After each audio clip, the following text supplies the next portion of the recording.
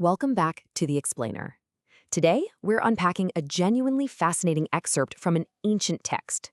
We're going to be looking at a deeply mystical narrative that details the figure of Enoch, his incredible cosmic journey, and this highly urgent, heavy final mission he's handed right after he gets back.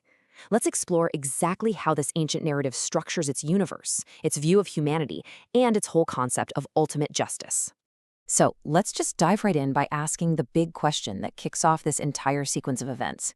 What exactly is written on the tablets of heaven? I mean, this is the driving mystery of the narrative, right? It's the ultimate source of knowledge that Enoch is about to encounter, and really the catalyst for everything that follows. Understanding what these tablets hold is absolutely key to grasping the profound burden Enoch has to carry back to humanity. Section 1. Reading the Heavenly Tablets, the Cosmic Record. The directive here is totally unmistakable. Enoch gets a direct command to contemplate, to read, and to learn.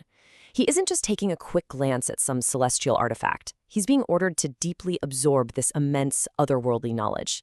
It's a pretty overwhelming directive when you think about it, to completely comprehend whatever breathtaking information is stored inside this cosmic archive.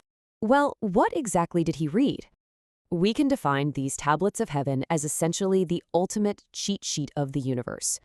It's a cosmic record containing literally all the deeds of men and all the children of flesh who will ever be on the earth, stretching all the way to the generation of eternity. It's a complete, unedited ledger of every single human action that has ever happened or will ever happen until the end of time. Just imagine the sheer mind-bending weight of having to take all of that information in at once. Now, right after reading these tablets and processing a literal eternity of human deeds, Enoch's immediate reaction is to offer up some very specific praises. He objectively acknowledges the Creator's role as the maker of all earthly things. But what's really interesting is that he specifically blesses the Lord for his patience on account of the children of the world. Having just read the complete ledger of human history, Enoch clearly realizes that humanity's actions require a massive amount of divine patience. But what's really fascinating here is Enoch's sudden realization about what actually constitutes true joy, because within the logic of this text, true happiness belongs solely to those who have a spotless record in this cosmic book. Seeing this vast book of iniquity mapped out for eternity, Enoch concludes that the absolute ultimate achievement for a mortal is to die as a just and good person, completely free from blame in that heavenly ledger. It's a really powerful reflection on human legacy. Which brings us to Section 2. The return to Earth, a shift in scale. Right away, a super specific detail pops up. Exactly 3 holy ones transport Enoch back to Earth. This number is fascinating because it anchors his incredibly abstract, mystical journey with a highly concrete numerical detail. Think about it. The awe-inspiring vastness of eternity is suddenly grounded by these 3 specific guides returning him to the physical world, dropping him right at the front door of his own house. Moving on to Section 3. Message to Methuselah, a father's burden. So the absolute core message he has to deliver to his son, and really to all his children, is this incredibly stark realization.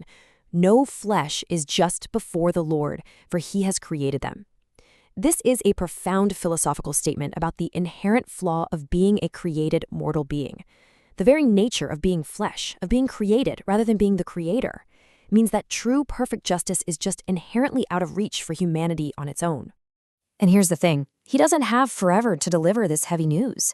The text sets up a very strict ticking clock. Right on day 1, he's placed at his door.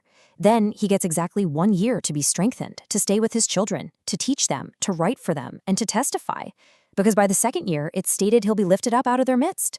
This turns a philosophical revelation into a highly urgent deadline. He's got precisely 12 months to impart the cosmic secrets of eternity to his earthly family. This leads us right into Section 4, the final prophecy, diverging fates.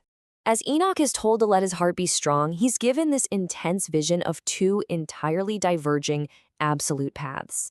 For the good and the just, they're going to renounce justice to each other, they'll rejoice together, and basically congratulate themselves. It's a fate of joyful, triumphant solidarity. But in total contrast to this, there's a deeply grim, inescapable reality for the wicked. The sinner dies heavily with the sinner, and the renegade sinks down into the abyss with the renegade. It's an unyielding, dramatic separation of fates based purely on earthly deeds. But, there's a deeply nuanced detail here that really complicates things. Even those who actually do justice, they're still going to face physical death. Why? Well, the text explicitly states that this death is a shared consequence on account of the overall deeds of men, and that they're gathered in because of the deeds of the impious. So within this framework, the physical consequence of mortality is a heavy burden shared collectively by all of humanity, regardless of your individual justice. The good aren't spared physical death. They suffer the mortal condition right alongside everyone else.